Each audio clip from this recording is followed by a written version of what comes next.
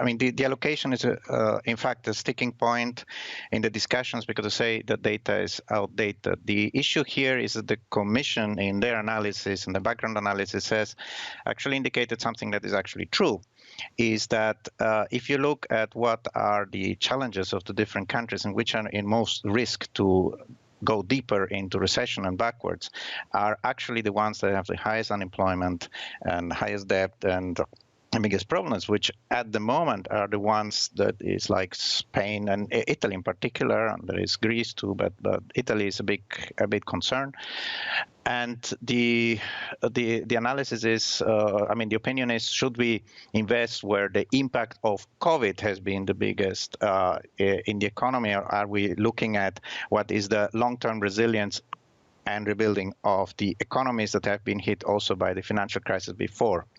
And this will be a discussion on what is the actual function of it. Some people are saying that it is financing countries that did not manage themselves well.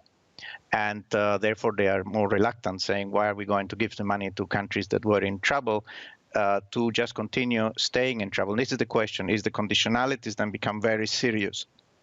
And countries don't like conditionalities. From the other side, if you give money and this level of amounts to these countries, you want them to readjust so that they actually improve in the future and don't fall in the same problems as before. That is the discussion that will come. It's very tough. Right. So, let's talk about the actual figure that the European Commission suggested, the 750 billion euros. So there's some member states already asking for that amount to be reduced.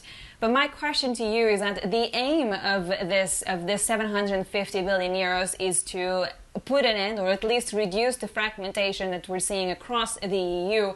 But what are the risks that even the 750 will not be enough to actually bring the EU on the same path? Well, I mean, this 750 of the EU are not the only weapon in the armory. I mean, some countries are spending a large amount of money from their own, in their own economies. Germany has a very big state aids that they have supplied. And so you have to sum it up. So the total amount is quite important, but of course, it will not cover everything. And one of the most important messages here is that this has to come also with some kind of restructuring, with a redirection of the economy in one way or another. That means that what comes out of this would propel the economy in another direction, or in a better direction. Now, there are many questions about what this means. You know, some people speak about the Green Deal as if it was a super mechanism or not, but that's not very clear, and there are doubts because in practice it's much more difficult than it looks on paper.